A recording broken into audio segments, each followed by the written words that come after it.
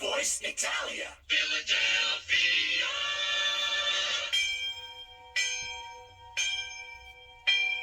Class is now in session. Christopher Columbus University is on air from Philadelphia and broadcasting worldwide from within the shadow of Marconi Plaza. Radio Voice Italia is proud to present a recurring segment with civil rights author, professional researcher, and renowned Christopher Columbus expert, Robert Felix Petrone, Esquire. Buongiorno tutti and welcome to Radio Voice Italia's Christopher Columbus University, where we teach you the truth about the greatest hero of the 15th and 16th centuries, Christopher Columbus, and update you on the international efforts to preserve Christopher Columbus's legacy. I'm your host, Il Professore Robert Petrone. Today, on our Christopher Columbus University segment, we have our final exam. Now, of course, there are no grades here at Christopher Columbus University because how could I possibly mark papers from listeners in over 20 countries around the globe? But what I am going to do is give you 10 essay questions. They'll be easy to write down, I promise you, just trust me on that. Then what I'll do is I'll have you put me on pause. You can do that whether you're listening live to Radio Voice Italia or listening to me from the archives. I've discovered that you can pause the live airing of Radio Voice Italia for about a half hour to an hour, and then you can push the play button again and it will pick up where you left off. I don't know what kind of radio magic our producers do that makes that happen when it's airing live, but it does work. And then, while you've got the show on pause, write down your answers. You don't have to write in manuscript form. You can just do some bullet points with a few words or phrases to memorialize your thoughts because you're going to be the one evaluating your own answers with my answer key. Really, if you have a good memory and you just want to mentally answer the questions in your head, you could do that. And then when you've answered all the questions, push the play button again to resume the class, and I'll give you my answer key. You can compare your essay or outline or bullet points or mental notes to my complete answer and see if you missed any important points. Also, if you want this episode to be just a review class, you can just listen all the way through without pausing, then revisit the class at the archives link when it's up, and take the test then with all the pausing and writing and resuming and comparing done at your leisure. So let's get started. Take out your pens and papers, students, and let's begin. Question number 1. How do you debunk the myth that Christopher Columbus was a racist? How do you debunk the myth that Christopher Columbus was a racist? Question number 2. How do you debunk the myth that Christopher Columbus was a rapist? Question number 3. How do you debunk the myth that Christopher Columbus was a maimer? Question number 4. How do you debunk the myth that Christopher Columbus was a murderer? Question number 5. How do you debunk the myth that Christopher Columbus was a slave owner? Question number 6. How do you debunk the myth that Christopher Columbus was a slave trader? Question number 7. How do you debunk the myth that Christopher Columbus was a grifter? Question number 8. How do you debunk the myth that Christopher Columbus was a genocidaire? Question number 9. Why was Christopher Columbus the greatest hero of the 15th and 16th centuries? Why was Christopher Columbus the greatest hero of the 15th and 16th centuries? And lastly, question number 10. Why do we defend Christopher Columbus? Why do we defend Christopher Columbus? All right, that's your essay exam. Please pause the recording until you've written down all your answers by pushing the pause button when I wish you good luck. And good luck. All right. If you're now turning the program back on, then pens down, students. I'm now going to give you my answers to 10 essay questions, and you can compare them with your answers to see if you've left anything out. So let's get started. Question number 1, how do you debunk the myth that Christopher Columbus was a racist? Columbus was not a racist because he kept the company of and made friends with people of all ethnic stocks. In Spain, he had friends among the Jews and the Muslims, studying astronomy and other sciences with them, and delving into the scholarly works of Latins and Greeks, Jews and Moors, and many others of many other sects. He even saved Jews from persecution by the Spanish Inquisition by giving them passage on his ships as crew members, despite being prohibited from doing so by the Spanish crown. While a young sailor learning his craft, he peacefully explored the coasts of Africa. In the West Indies, he loved the islanders he met from the moment he made first contact with them, and they loved him. Wherever he went, he made friends and forged peaceful relationships with the various tribes, even with the hostile Caribs, who were engaged in a campaign of genocide against the other tribes of the West Indies when the Europeans arrived, the real racism that existed in the West Indies. Christopher Columbus managed to diffuse their unprovoked attacks, engage in peaceful parleys with their tribal warlords, and eventually signed a peace treaty with them, thus ending the Carib campaign of racist genocide using diplomacy rather than war. Columbus wrote to the crown that the islanders of the West Indies were handsome, intelligent, and a very fine people. He counseled the crown of Spain to engage them with love and friendship rather than force. Columbus's best friend in the New World was Taino chieftain Guacanagari, who so loved Columbus that he referred to him as his brother.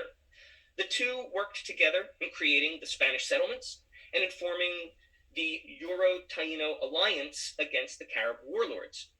When Carib marauders murdered Guacanagari, Christopher Columbus adopted Guacanagari's son Guaycan and raised the boy as his own son. And only a few years before he died, Christopher Columbus successfully petitioned the widowed King Ferdinand of Spain to promulgate the first civil rights legislation of the Americas, which read, "All the Indians of Hispaniola are to be left free, not subject to servitude, unmolested and unharmed, and permitted to live like freemen, just like any other in the kingdom of Castile." Columbus was not a racist because he was the exact opposite of racist. He was the first civil rights activist of the Americas and a champion of the Jews of Spain and the tribal peoples of the West Indies. Question number 2. How do you debunk the myth that Christopher Columbus was a rapist? Columbus never raped anyone, nor did he collude with anyone who did so. Columbus was a devout Catholic who practiced chastity. Historical record shows that as far as we know, he only ever had sexual relations with his wife, Doña Felipa Perestrello, who died in childbirth, bearing him his first son, and his second common-law wife, unless the records of their marriage were lost to antiquity, Doña Beatriz Enriquez de Arana, who bore Columbus his second son and raised both boys as if they had both been her own. While away from Doña Beatriz during his time in the West Indies, Columbus not only practiced chastity himself, but demanded that his crewmen do so as well. On his fourth voyage, he even sailed wearing the robes of the Franciscan monks, indicating that he had likely joined the Third Order, or secular order of Franciscans, which also required chastity. While many Spaniards contracted syphilis from the Tainos, Columbus never did, further evidencing his celibacy during his time in the West Indies. Even when a chieftain of a Nicaraguan tribe sent Columbus 2 young prostitutes as a gift, Columbus was horrified and sent them immediately back to their chieftain with some trinkets as gifts so as not to offend the tribe. Columbus also took steps to ensure that the Spaniards would not harass, molest, or otherwise sexually harm the islander women. In one case, when stranded on the island of Jamaica for a year, he ordered his sailors to remain on board the grounded ships the entire year so that they could not go near the islander women, a measure that resulted in 2 mutinies, which Columbus quelled. In several other examples, when Spanish sailors encountered Taino women and brought them back to the ship, Columbus would have them escorted safely back to their villages with male Taino escorts. Columbus also wrote a letter to the crown of Spain on return from his second voyage, complaining that upon learning of his passage to the West Indies, slavers had taken to the seas, kidnapping Taino women and girls to be sold as sex slaves. He demanded the crown put a stop to it and described the slavers as undeserving of water before God, referring to the rite of baptism. In other words, calling them undeserving of calling themselves Christians. Many Tainos were raped in the West Indies by the cannibalistic Carib tribe, who descended upon Taino islands at certain times of year, murdered and ate all the men, castrated and enslaved all the boys, and then murdered and ate them too when they grew to manhood, and raped all the women and girls, eating any babies they gave birth to as a result of the rapes. Columbus's second underground railroad on his second voyage constituted sailing from Carib-held island to Carib-held island, rescuing Taino women, Taino girls, and prepubescent Taino eunuchs from their Carib rapists. After the Caribs kidnapped one of Taino chieftain Guacanagari's womenfolk, Columbus and Guacanagari created the Euro-Taino alliance, captured the Carib warlords, and signed a peace treaty with the rest of the Caribs, putting an end to their marauding rape culture. There was one sailor, a lieutenant on one of the ships of Columbus's 17-ship fleet on his second voyage, by the name of Miguel de Cuneo, who was one, along with other lieutenants, that were put in charge of a group of Carib marauders, both male and female, that had attacked the Spaniards unprovoked. Upon taking the Carib marauders into custody, Cuneo took one of the Carib women, beat her, and raped her. We know this because Cuneo wrote about it in a journal. But there is no evidence that Columbus ever knew this happened, since it was never reported to anyone, or that Columbus ever saw Cuneo's journal. If he had, he certainly would have punished Cuneo very seriously, since Columbus treated very harshly any crimes committed by the Spaniards against the tribal peoples, and conversely was very lenient on any islanders who committed crimes against the Spanish, including the Carib marauders. Question number 3. How do you debunk the myth that Christopher Columbus was a maimer? This fabrication comes from a misrepresentation of something Peter Martyr wrote in his book De Orbe Novo about the peace treaty Columbus brokered with the Caribs after his and Guacanagari's Euro-Taino alliance captured the Carib warlords. The now leaderless Carib marauders were not killed for their generations of plundering, as European and Taino law might have allowed, but rather were permitted to live on Guacanagari's island and even enjoy the protection of the Crown of Spain, provided the Caribs pay a large hawk's bell of gold dust in tribute to the crown, about the size of a whiskey shot glass, a pittance for a tribe that went about adorned in gold. And if they couldn't muster even that pittance of gold dust, they were permitted to pay with something else, like a pittance of cotton. Peter Martyr wrote in De Orbe Novo that any Carib who did not pay his fair share for the crown's protection, quote, was to be punished. That's it, punished. It didn't say by maiming or anything else. In fact, given the lenient punishments any islanders were given for their misdeeds, there's no way Columbus endorsed the maiming of even the Caribs. In fact, Columbus put an end to the maiming of islanders who had robbed Captain Pedro Margarite, chief officer of the fort of Santo Tomas. Margarite captured the islander thieves and cut off their ears and then brought them before Columbus for further punishment. Columbus was so horrified at what Margarite had done to the robbers that he diffused the entire affair. He elicited an apology for the robbery from the chieftain of the robbers' tribe, and then promptly delivered the robbers over to their chieftain, instructing Margarite that the matter was closed.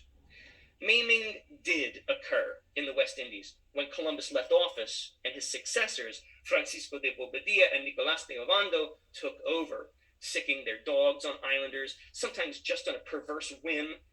Columbus put a stop to this as well, unseating Bobadilla from office, and during Ovando's reign, successfully petitioning King Ferdinand to promulgate the aforementioned first civil rights legislation of the Americas, which ruled that all the Indians of Hispaniola are to be unmolested and unharmed, among other things. But the overwhelming majority of maiming in the West Indies was committed by the Caribs, who castrated the young boys of other tribes and forced them to be stewards of their female sex slaves. Columbus put an end to this practice too, when his and Taino chieftain Guacanagari's Euro-Taino alliance captured the Carib warlords and brokered a peace treaty with the leaderless Carib tribesmen. Question number 4. How do you debunk the myth that Christopher Columbus was a murderer? Columbus never murdered anyone, ever, nor did he sanction the murder of anyone. In fact, he went to great lengths to protect people from murder, including shuttling Jews out of Spain on his several voyages to help them escape autos de fe, the first instance of which was his first of 3 underground railroads. On his second voyage, he organized the second underground railroad using his 17-ship fleet to rescue Tainos who had been captured by the Carib tribe. The prepubescent male Taino captives would have been murdered and eaten by the Caribs upon reaching adulthood, as was the Caribs' modus operandi. Columbus and Taino chieftain Guacanagari formed a Euro-Taino alliance to capture the Carib warlords. While Caribs, Tainos, and Europeans were certainly killed in the conflict leading to the capture of the warlords, this was not murder because the involved parties all openly declared hostilities, which makes any casualties battlefield deaths, not murder. And the hostilities ceased as soon as the Euro-Taino alliance captured the Carib warlords, which was done for the greater good of ending the systematic murder by the Caribs of all the other tribes of the West Indies. In fact, many times, Caribs attacked Columbus and his sailors unprovoked, in at least one instance, murdering a Basque sailor. A great deal of murder did occur in the West Indies before and during Columbus's time there, but it was the Caribs committing the murder, not Columbus and not Columbus's men. In fact, on the way back from his second voyage, Columbus's ships ran out of food before reaching Europe, and the starving sailors, out of desperation, wanted to eat the islanders that were on board with them, but Columbus would not let them. Question number 5. How do you debunk the myth that Christopher Columbus was a slave owner? Simple. Columbus never owned a slave. He was the son of a laborer, a weaver, not a noble, so his family did not own slaves. Even when he married a Portuguese noblewoman, Doña Felipa Perestrella, they had no slaves. We know this because when Felipa died in childbirth, Columbus stopped sailing to raise his son as a single father. And only when the boy was old enough to ambulate on his own, Columbus took his son with him around Europe looking for princes to fund his science experiment to find an all-water route to Asia. If Columbus had had slaves, he would have had to take them with him, and there was no one with him but his son. Question number 6. How do you debunk the myth that Christopher Columbus was a slave trader? Columbus never trafficked a single slave. The African slave trade didn't start until 10 years after Columbus's death. He had nothing to do with it, and no Africans were trafficked to the Americas during his lifetime. As for the tribal peoples of the West Indies, Columbus not only never trafficked any as slaves, he actively worked against the Spanish Hidalgos who did want to enslave the islanders. The Hidalgos wanted the Taínos to build their settlements for them, but Columbus wouldn't let them, insisting that the Spanish Hidalgos roll up their own puffy sleeves and do the work themselves, a point of constant contention between Columbus and the Spanish Hidalgos. When the Hidalgos forced Taínos into servitude against Columbus's will, Columbus shuttled those enslaved Taínos back to Spain to be liberated by the crown and the church. Now, detractors often cite a passage in Columbus's letter to Doña Juana de Torres, the nursemaid of Prince John, about women and girls being sold as slaves. But in this letter, Columbus was complaining to Doña Juana about the slave trade and demanding that the crown do something about it, and describing the slavers as undeserving of baptismal water before God. These same detractors also quote Columbus's October log entries, written for the Spanish monarchs, referring to the ease of potential enslavement of the Taínos, but Columbus was actually dissuading the crown from doing so by portraying the Taínos as peaceful and informing the crown that even with half the number of sailors he already had with him, the Taínos posed no threat that required the sending of men-at-arms to force submission or enslavement. Columbus detractors often point to Columbus bringing Caribs back to Spain, claiming that he was doing so to enslave them. That's false. The Caribs in question were the Carib warlords who had been slaughtering all the other tribes of the West Indies for generations, and who had murdered all the Spanish settlers of the Navidad settlement. Columbus had them sent back to Spain to stand trial, not to be enslaved. There is no record what happened to them, so there's no evidence that any of them were ever sentenced to any form of servitude. The only one whose fate is known is the Carib high king, Caonabo, whose ship never made it back to Europe. Caonabo and all the European sailors on it died at sea.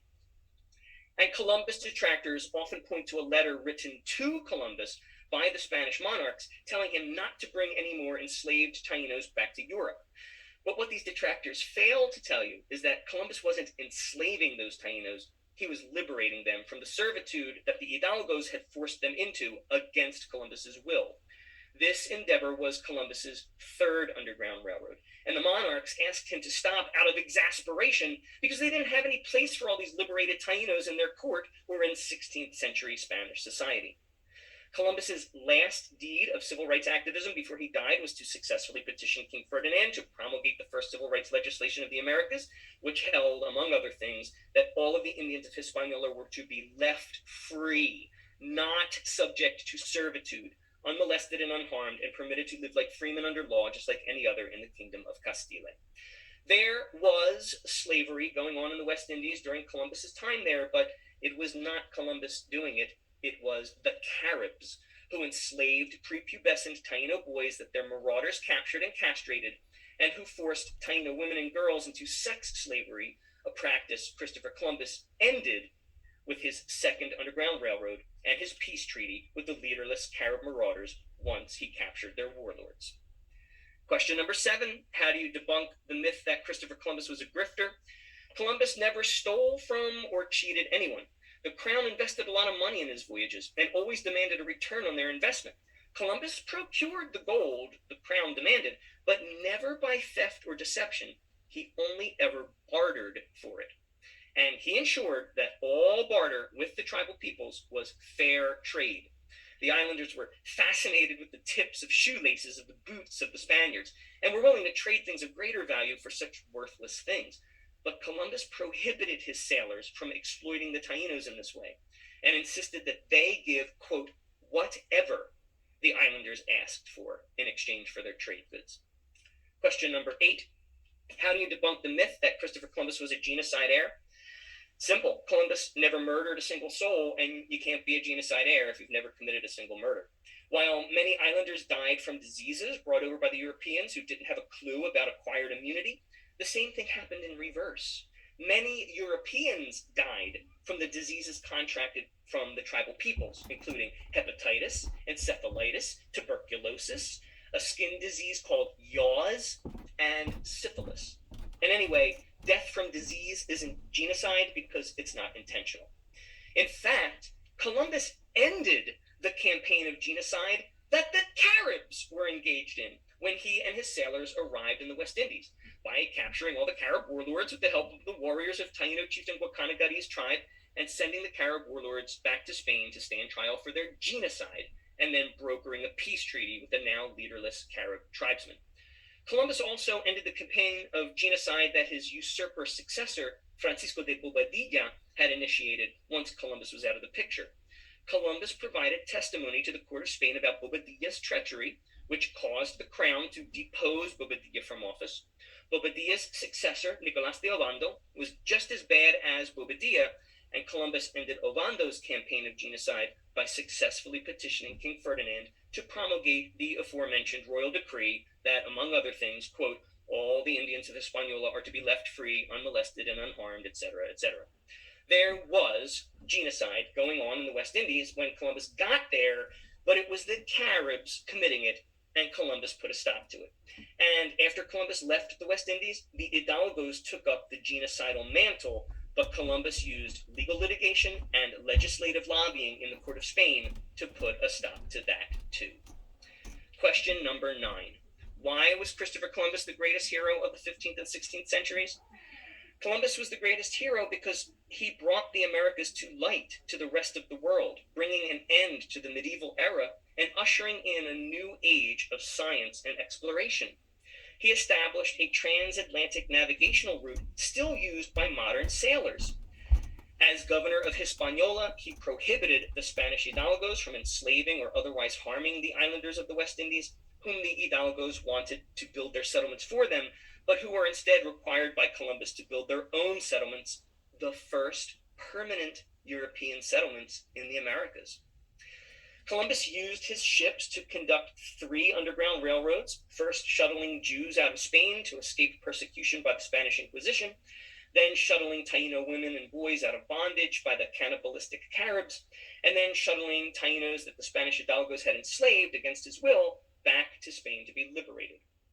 Columbus maintained peace, good relations, and mutual benefit with all the tribal peoples of the West Indies whom he encountered, the overwhelming majority of whom considered him a good friend and a welcome newcomer, including his best friend in the New World, Taino chieftain Guacanagari. Columbus provided testimony to the monarchs of Spain that resulted in the deposing from office of the real villain of the West Indies, Francisco de Bobadilla, who had usurped Columbus's governorship through deception and treachery, and who had unleashed a reign of terror in Columbus's absence. Columbus successfully petitioned the widowed King of Spain to enact the first civil rights legislation of the Americas, explicitly prohibiting Bobadilla's successor, Nicolás de Ovando, and the rest of the Spanish settlers from enslaving or otherwise mistreating the tribal peoples. And Christopher Columbus initiated more than 500 years cultural, economic, and political relations between the Old World and the New, commencing a perpetual exchange of science, technology, law, commerce, art, music, literature, and people benefiting and enriching the globe from pole to pole, what is known as the Columbian Exchange. Question number 10. Why do we defend Christopher Columbus? Christopher Columbus not only deserves to be celebrated for all his heroic feats, not the least of which include his deeds of civil rights activism, unparalleled by any other civil rights figure before or after him, but because he brought to the Americas the triune of Western culture: Judeo-Christian ethics and morals, Greco-Roman democracy and law, and the notion that all people are equal in the eyes of their creator. He is an icon of Western culture, and attacks on Christopher Columbus are really thinly veiled attacks on Western culture by those who hate Western culture, including globalists who see Western democracies as an obstacle to their megalomaniacal world domination, and Marxist, or at least Marxish, agitators who wish to see the West fail. We fight for Christopher Columbus to preserve our heritage as Westerners. And there you have it, ladies and gentlemen. If you left anything out of your answers that I recited in mine, make a note of it so that you remember it for when you're out in the real world spreading the truth about Christopher Columbus to the ignorant masses and casual detractors, to Marxist agitators, to your children's or grandchildren's school teachers, or to Marxist mayors or Marxist city council persons. And if you knew all the points I recited, well, then you can consider yourself to have graduated from Christopher Columbus University with the highest honors. I'd like to thank you all, ladies and gentlemen, from all over the globe for listening to Christopher Columbus University these past 50 weeks. I can't tell you how much it has meant to me that you found what I had to say valuable. What we did here was very important. Believe me when I say that you are now a capable Christopher Columbus truth teller, prepared to counter the lies of Columbus detractors on social media or face-to-face or at art commission, historic commission, or city council hearings. And don't be afraid to call out these detractors for lying, because all the experts agree. You heard them here for yourself. Rafael Ortiz, Dr. Carol Delaney, Dr. Mary Graybar, and so on. The Columbus detractors are spewing false information about Christopher Columbus for the purpose of a very insidious agenda, and it's up to us to stop them. You have the knowledge now. All you need is to muster a little courage. And remember the one thing God says most to human beings directly in the Bible: be not afraid. So I thank you for your kind attention and interest in my program. And with equally profound sentiment, I would also like to thank Radio Voice Italia and its creators, producers, and hosts, Joe Morinelli and Dee Loglishi, for giving me a platform. Yes, I am very grateful for that. But more importantly, for giving the truth about Columbus a platform, something that is sorely needed in this day and age of postmodernist deconstructionism and subjective ideology. Graduates, this is the time for bold measures. What I've given you here at Christopher Columbus University is a tool belt filled with finely calibrated tools. Now, go out there and rebuild our heritage. And that's our course. For more news, articles, and resources about Christopher Columbus as the first civil rights activist of the America, icon of Western culture, paragon of Catholic virtue, and greatest hero of the 15th and 16th centuries, visit preservecolumbus.us. That's Preserve Columbus, rendered as one word, .us. And post a little note of appreciation for our webmaster, Tom LaCosta. I'm il professore Robert Petrone. Addio. The Jersey Shore has fun and sun, sand and sea, and Radio Voice Italia. This is Radio Voice Italia, USA.